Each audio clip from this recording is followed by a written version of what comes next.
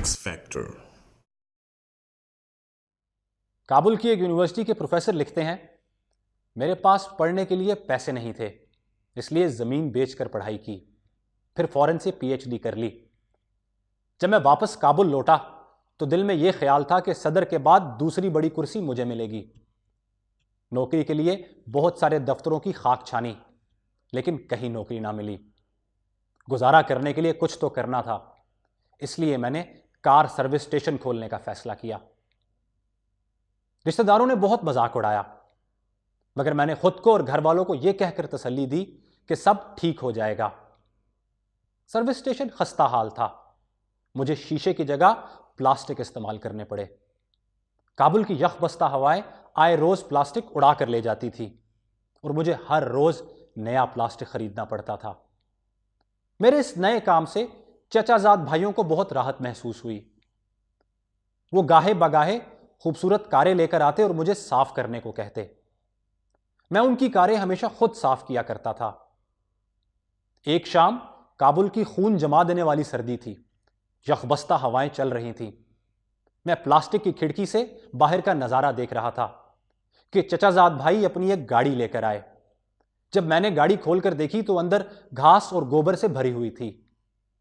خدا جانے، مگر میرا گمان یہ تھا کہ جان بوجھ کر گندی کی گئی ہے تاکہ مجھے صفائی کرتا دیکھ کر انہیں راحت محسوس ہو سکے۔ میرے پاس کام کرنے والے لڑکے گاڑی صاف کرنے کے لیے لپکے، مگر میں نے انہیں منع کر دیا۔ میں نے چچا زاد بھائی کو ساتھ والے کمرے میں بٹھایا، چائے کا آرڈر دیا اور خود گاڑی صاف کرنے لگ گیا۔ کام بہت مشکل تھا، میری آنکھیں نم ہو گئیں، لیکن میں نے گاڑی ٹھیک سے صاف کی۔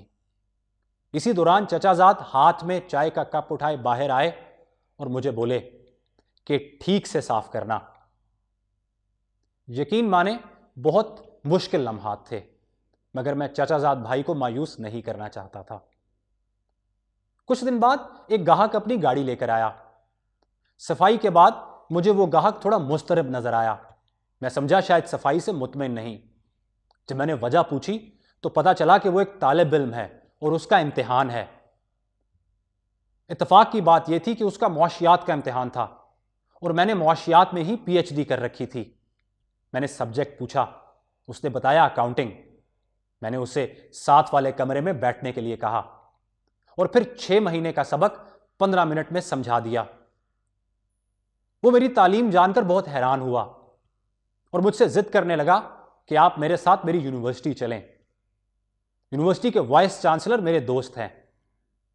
میں اپنے میلے کچیلے اور گیلے کپڑوں میں اس کے ساتھ ہو لیا۔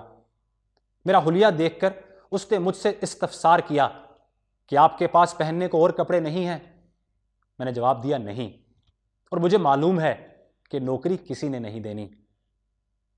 میں وی سی کے دفتر میں اپنے گیلے کپڑوں میں ایک کونے میں کھڑا رہا۔ دفتر میں بہت قیمتی فرنیچر پڑا تھا۔ وی سی مجھے ایک مستری سمجھا۔ آخر کار میں نے ایک صوفے پر کپڑا ڈال کر ادھر بیٹھ گیا۔ جب طالب علم نے وی سی کو میرے بارے میں بتایا تو اس نے تمسخرانہ نظروں سے مجھے گھورا اور مجھے یہ کہہ کر ٹالنے کی کوشش کی کہ تم ڈیمو کی تیاری کرو، ہم تمہیں کال کریں گے۔ میں نے ترنت جواب دیا کہ میں ابھی بھی ڈیمو کے لیے تیار ہوں۔ میری یہ بات ان کو پسند نہیں آئی، لیکن انہیں ایک کلاس روم میں اسٹوڈنٹس اور ٹیچرز کو اکٹھا کیا۔ مجھے ایک مارکر پکڑایا، میں نے 2 اور مانگے۔ کلاس بھری ہوئی تھی، میں نے سب کو سلام کیا۔ طلباء میرا حلیہ دیکھ کر مسکرا رہے تھے۔ حکم ہوا کہ ڈیمو شروع کیا جائے۔ میں نے موضوع کا پوچھا تو انہوں نے کہا تمہاری مرضی۔